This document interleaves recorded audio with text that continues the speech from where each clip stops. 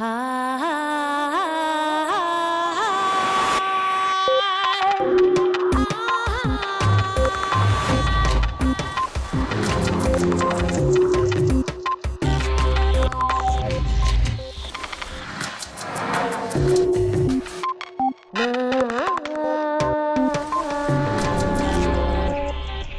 relatividad general explica cómo el espacio y el tiempo emergen para constituir la columna vertebral de la naturaleza.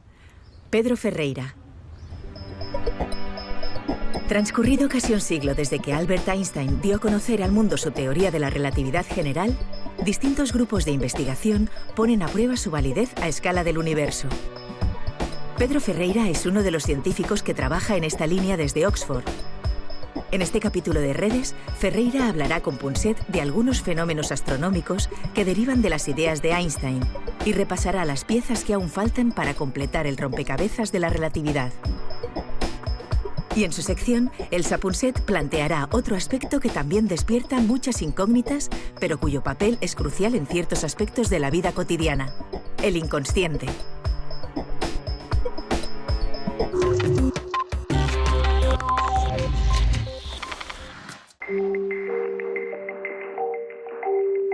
Hace un siglo, más o menos, el astrofísico de Cambridge, Arthur Eddington, espetó al resto de la comunidad científica que solo un par de personas en el mundo comprendían la teoría de la relatividad general de Einstein.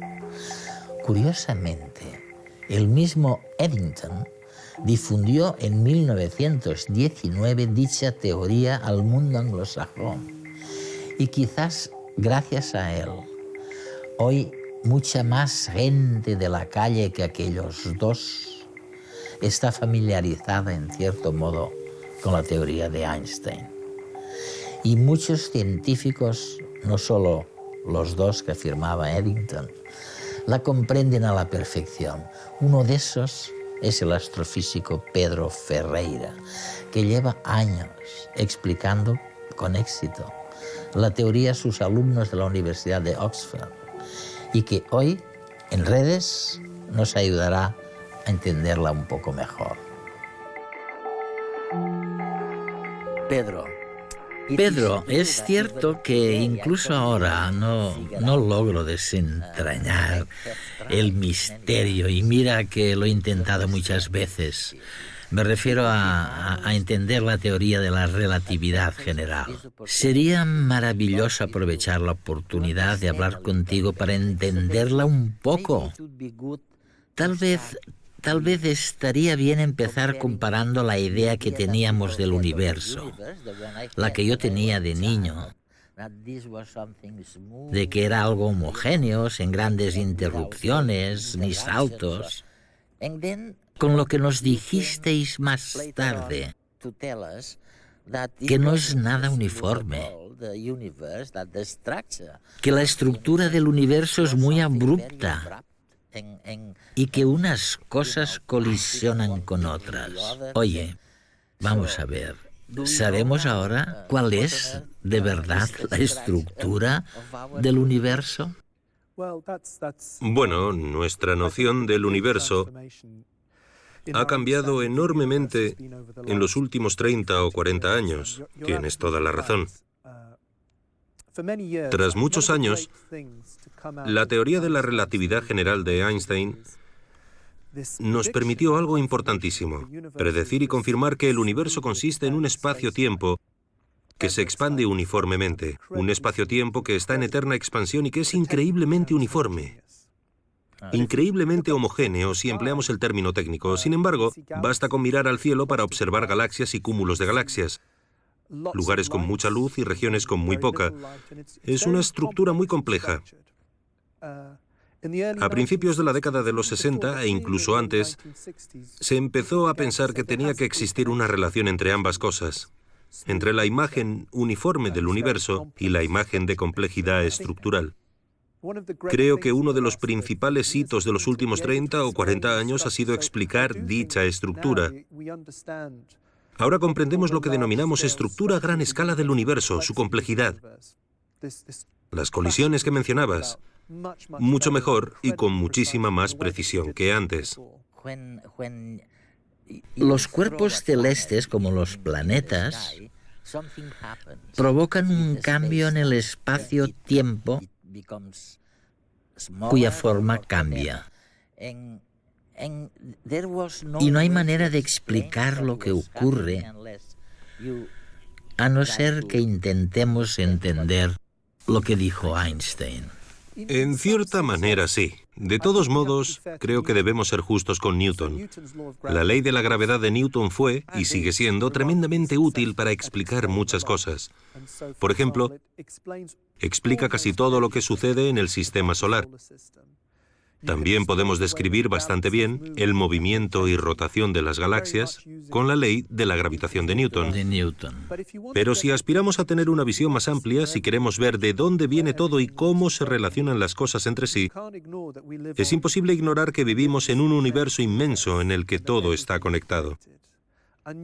Y la teoría de la gravedad de Newton no podía explicar la evolución del universo ni su conexión, como decías, con las galaxias y el comportamiento de los objetos. Lo interesante de la teoría de Einstein, una de las cosas más interesantes, es el viraje conceptual que supone, porque el espacio y el tiempo dejan de ser un lugar en el que se ponen los objetos y cobran vida propia. Como decías, cuando tenemos un planeta en el espacio y el tiempo responden, se deforman y se ajustan. Increíble. Y viceversa, el movimiento de los planetas en el espacio y el tiempo nota el ajuste del espacio-tiempo. Es una forma muy elegante y bastante extraña de concebir el mundo o el universo, pero es el legado de Einstein. Y misterioso también. Sí.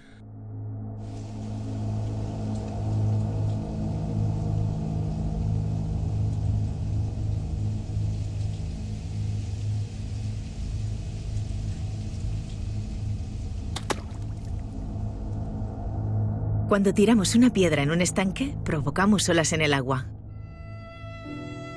La teoría de la relatividad puso de manifiesto que algo similar sucede en el universo. Según Einstein, la fuerza de la gravedad no es una fuerza en sí misma, sino la consecuencia de la deformación del tejido espacio-tiempo por la presencia de un objeto celeste con mucha masa, como una estrella o un agujero negro. El movimiento o choque de estos objetos origina ondas en este espacio-tiempo. Estas son las llamadas ondas gravitacionales. A pesar de tener evidencias de que estas ondas existen, los científicos aún no han conseguido detectar ninguna. Igual que las olas de agua en el estanque, las ondas gravitacionales pierden fuerza cuando se alejan del lugar de origen. Al llegar a la Tierra, son extremadamente débiles, y para observarlas necesitamos experimentos extremadamente precisos. Escribiste un libro titulado The State of the Universe, el estado del universo. En aquel libro dices que esta es una teoría según la cual las redes curvadas del espacio-tiempo envuelven las profundas y desoladas gargantas de la nada. Oye, ¿es así el universo? Bueno, no es más que una metáfora para decir que el espacio-tiempo cobra vida propia en el sentido de que se deforma, se dobla, cambia, se curva. Y una de las predicciones más fascinantes es que si se concentra muchísima materia en un lugar del espacio-tiempo, se curvará tanto que acabará formando lo que conocemos como agujero negro. Eso es. Los agujeros negros básicamente lo absorben todo. Por eso me gusta pensar en ellos como gargantas de la nada, pues nada de lo que entra puede salir. Creo que se trata de una hipótesis fantástica y fascinante, pero en cierta medida puede resultar bastante difícil para algunas personas aceptar tanto la teoría como sus límites. ¿Y cómo podéis estar seguros de la existencia de los agujeros negros? Nadie los ha visto, nunca. Es lo que decís por un lado. Sí. Pero por otro lado también afirmáis que se puede notar su influencia. Eso es. Lo vemos a través del efecto que ejercen sobre otras cosas. Y resulta que las pruebas más fascinantes de la existencia de un agujero negro las hallamos en el centro de nuestra propia galaxia. Si observamos la región del centro de la galaxia y cartografiamos el movimiento de las estrellas allí, veremos que se mueven en órbitas increíblemente ajustadas. Están muy curvadas. Es increíble. Lo único que puede provocar que las estrellas se muevan en una órbita tan extrema es una enorme atracción gravitatoria procedente de un lugar muy pequeño en el espacio-tiempo. Y la única explicación para eso es realmente un agujero negro. ¿Y qué sucedería si dos agujeros negros colisionaran? Bueno, Eduardo, ese ha sido un reto, un problema abierto durante décadas. Muchos creen que si dos agujeros negros colisionan, se unen para formar un único agujero negro. Pero es más suculento que eso. De hecho, es bastante interesante porque los agujeros negros normalmente empezarán a atraerse entre sí, a caer hacia el otro en espiral y luego se engullirán entre sí para formar un gran agujero negro. Entonces se emitirá un estallido de ondas gravitacionales que son ondulaciones en el espacio-tiempo increíblemente energéticas que se propagan hacia el exterior. Es como una explosión del espacio-tiempo. Cuando observamos el universo, quizá no lo veamos, pero las ondas gravitacionales se asemejan a las que habría en una piscina. Algo así, ¿no? ¿A qué os referís cuando habláis de estas ondas? Para entender las ondas gravitacionales, primero hay que volver a la imagen que he dado antes, la del espacio-tiempo como algo que está vivo, ¿de acuerdo? No es algo que simplemente esté ahí sin más. Se dobla y curva ante la presencia de masa. Imagina que lo golpearas, el espacio-tiempo se ondularía. Eso es. Y las ondas gravitacionales no dejan de ser eso. Ondulaciones en el espacio-tiempo. Ahora bien, el universo debería estar repleto de este tipo de ondas porque hay muchísimos sucesos energéticos, pero son increíblemente difíciles de observar. Creo que medirlas constituye uno de los principales retos experimentales ahora mismo. Sería una confirmación fantástica de la teoría de la relatividad general de Einstein. 0,00000000000000001 metro. Este sería el desplazamiento que notaría nuestro cuerpo si por él pasara una onda gravitacional. Un movimiento 1.000.000 de veces más pequeño que el tamaño de un átomo. Dado que las ondas que nos llegan son tan débiles, los científicos han tenido que utilizar la imaginación para poder medir esas pequeñas variaciones en el espacio-tiempo. Una forma de detectarlas sería con un dispositivo llamado interferómetro.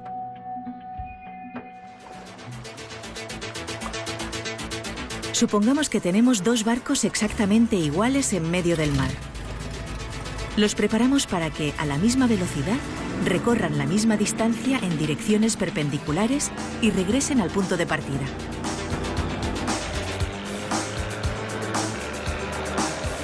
En una situación de calma chicha, sin olas, estos barcos llegarán exactamente en el mismo instante. Sin embargo, si a lo largo de su camino pasa una ola, esta modificará el trayecto de los barcos, siendo ligeramente distinta la distancia que recorre cada uno. Como consecuencia, no llegarán juntos al punto de salida. El interferómetro para detectar ondas gravitacionales parte de una idea similar. Pero en lugar de barcos, utiliza haces de luz láser, que nos permiten ser mucho más precisos. Con su uso podemos detectar diferencias de tiempo mucho más pequeñas. Medir una de estas ondas gravitacionales es una de las piezas que nos falta para completar la teoría de la relatividad general. Conseguirlo supondría superar uno de los grandes retos de la cosmología moderna.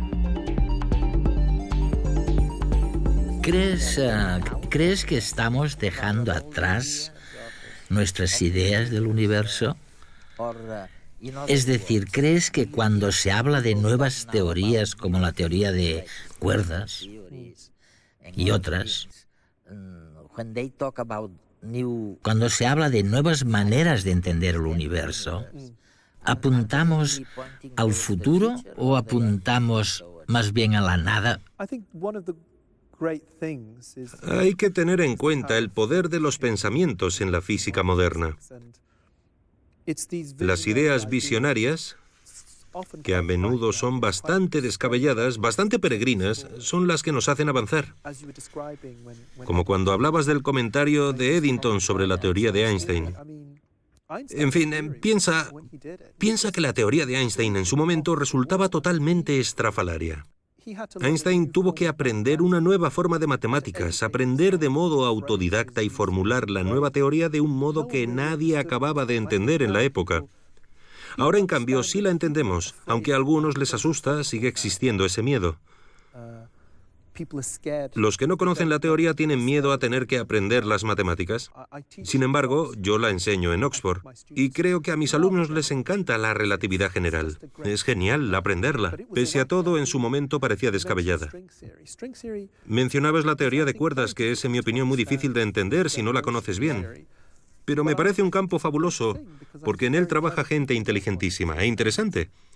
Incluso si la teoría no es cierta, de ella saldrán cosas interesantes.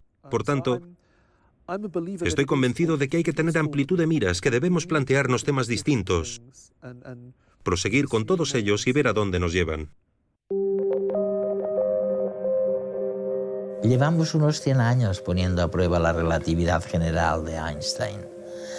Sus hipótesis, sus predicciones y otros fenómenos que de ellas se derivan.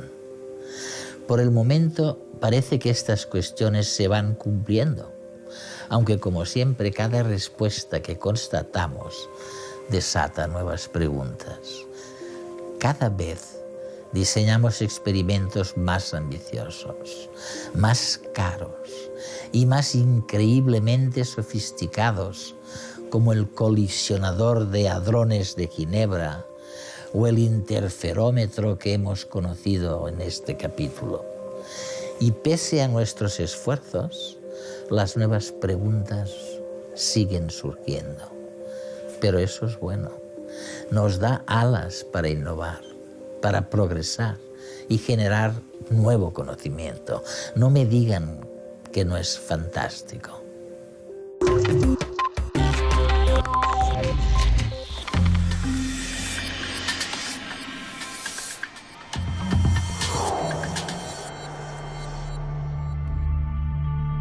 Venimos hablando de cómo ha cambiado en las últimas décadas nuestra visión del universo. Hemos pasado de una visión homogénea y algo estática a un cosmos complejo y cambiante, lleno de fuerzas oscuras y misteriosas. Algo así pasa con nuestra mente, que tiene una parte consciente desde la que creemos razonar y tomar todas nuestras decisiones, y una parte mucho más amplia e inconsciente.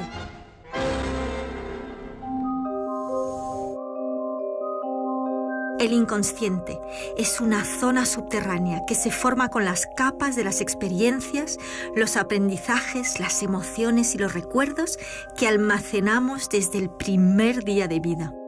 Con todo ello se conforman los cimientos de la mente. Freud tejió sus teorías sobre el inconsciente en base a una mezcla de brillantes intuiciones y también de prejuicios y errores heredados de su época. La aportación de Freud fue decisiva, pero contenía una visión sesgada de la psique humana. Esta visión, basada en el convencimiento de que había que reprimir los instintos negativos, influyó en el enfoque de médicos y psiquiatras que trabajaban con la premisa de que la materia prima de cada humano está cargada de neurosis y de impulsos oscuros, egoístas, acomplejados y agresivos.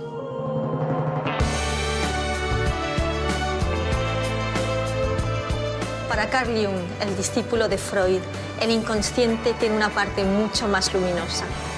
Ya no contiene solo elementos personales, sino también culturales y colectivos que nos unen a todos. Es el inconsciente colectivo que refleja una mente mucho más creativa, rica y sugerente.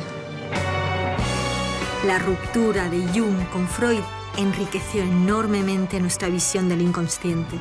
Hoy en día seguimos avanzando, Desde los años 70 sabemos, gracias en parte a los estudios de Benjamin Libet, que los procesos eléctricos inconscientes preceden en hasta 6 segundos nuestras decisiones conscientes y que solo podemos hablar de libre albedrío en la medida en la que nuestra conciencia tiene la capacidad de bloquear o de vetar un acto iniciado por el cerebro.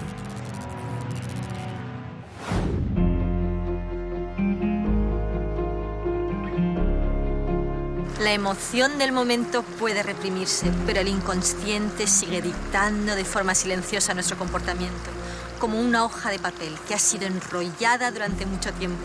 Podemos mantenerla lisa con la palma de la mano, pero en cuanto la soltamos, se enrolla de nuevo.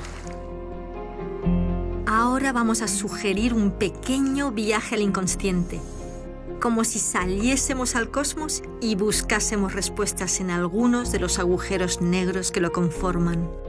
Jung decía que un sueño sin interpretar es una carta sin abrir. El remitente de la carta es tu inconsciente, que tiene un mensaje para ti. Mi sueño empieza en una zona amurallada y yo estaba allí con una amiga. En la muralla habían unos huecos, pero que estaban enrejados, no podíamos salir de ahí. Entonces le digo a mi amiga que no se preocupe, que vamos a salir de allí, le cojo de la mano, echamos a correr y como si fuéramos aire, atravesamos los barrotes y seguidamente echamos a volar. Sobrevolamos un desierto en el que había mujeres con burka. Finalmente descendemos y, bueno, riéndonos, me desperté con una sensación de alegría tremenda. Fue muy bonito, muy bonito. En ese sueño parece como si ella intentara buscar una solución en la figura de esa amiga que aparece y le dice y le ayuda a volar. Sí. Con lo cual, y le dice que no espere que los demás le ayuden a salir, sino que salga ella, ¿no? Que salga ella, que tenga fe. Sí. Por tanto, una parte importante va a estar en ti para poder salir de esa situación de barrotes y otra parte a veces en que alguien te ayude, como parece que en este sueño alguien le puede ayudar a darle otra perspectiva que le haga volar sobre las mujeres que tienen burka. Yo soy peruana. En mi cultura le damos un significado, tenemos un significado para este sueño. Es ver a mi madre que cogía una olla vieja que estaba como llena de una especie de harina y agua, ¿no? Y era como un agua media turbia y entonces ella se la bebía. ¿Cómo interpretarías este sueño? El hecho de que la fuente sea vieja... Pues probablemente se podría connotar como algo que tiene que ver con la sabiduría. Las cosas antiguas, las cosas viejas. También, desde una perspectiva más freudiana, más sexualizada, todo lo que es cóncavo y vasijas tiene que ver con el aparato genital femenino. Realmente depende de hacia dónde inclinemos la balanza, podemos dar una lectura más sexual o más global o más arquetípica. Ella ya está buscando mensaje al principio del sueño. Con lo cual es interesante porque, claro, si busco un mensaje, cuando pido que me lo interpreten, necesito que me devuelvan un mensaje, que es muy importante en las terapias, porque hay que darle algún mensaje, ¿no? Que ese mensaje hay que adecuarlo un poco a la situación vital de ella. Bien, por ejemplo, si te cuento que yo soñaba la otra noche, estaba desbordada de trabajo y soñaba que intentaba cruzar una carretera con una fuente llena de comida y había todo tipo de comida en esta fuente y me caía con la fuente y la tierra se tragaba la fuente y toda la comida, tenía que volver a llenarla. ¿Qué me dirías? ¿Qué me está ayudando a vivir de otra manera este sueño? Pues probablemente si estás en una situación estresada, parece que era lo que contabas, si estás preocupada por el siguiente programa que vas a hacer, probablemente es el miedo a tengo que hacer y dar todo lo mejor de mí, que probablemente es lo que va en la bandeja, pero entonces a lo mejor habría que decirte, a lo mejor en esa bandeja llevas demasiadas cosas y hay que quitar algunas cosas y eso te ayuda a tener menos peso y a que no te hundas. Es decir, que sí nos da claves, que nos puede ayudar a vivir mejor. Sí, realmente, tú fíjate que los sueños es la entrada al inconsciente y el inconsciente hoy en día, toda la neurociencia prácticamente dice que es responsable casi del 80% de lo que hacemos conscientemente. Vamos a ver otro. Vamos. Yo veía, digamos, esta parte de mi mano, la veía así, y al retirarme todavía otro poco, pues vi que estaba allí pintando como unas gacelas de esas rústicas, y entonces al girarme así, pues había una cueva, allí en el medio había como un fuego más grande. Seguí mirando y por los fondos había como otras llamas, y yo todo esto pues lo iba viendo y y me iba como sorprendiendo. Al lado había también unos hombres agachados allí mirando algo. Y ahí fue cuando me di cuenta que los pelos que llevaban y todo eso, porque era como estar allí, ¿vale? No era como soñar. Aquello era pues una cueva prehistórica y de la impresión me desperté. ¿Qué nos dices de este sueño? Este sueño tiene interés por varias cosas. Uno, porque esa especie de representación en una cueva de las figuras es una de las imágenes que se tiene del inconsciente.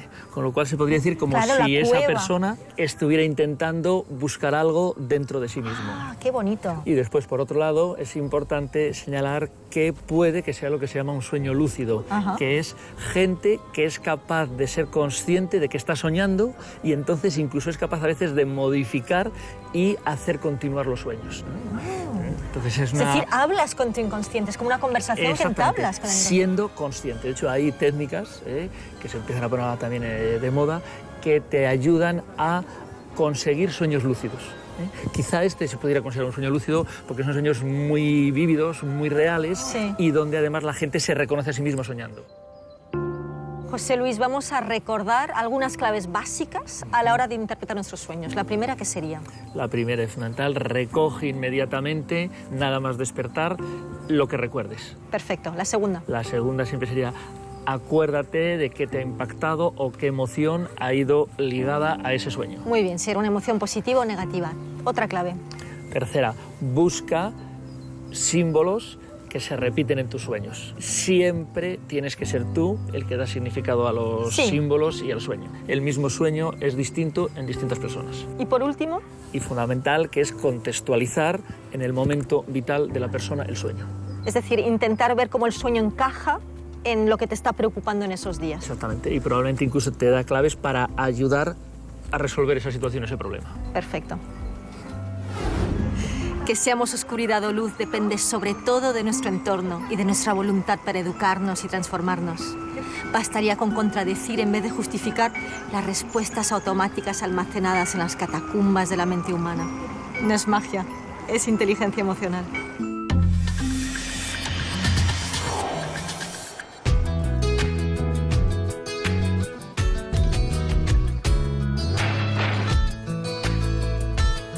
Me gustaría saber por qué los árboles son tan altos.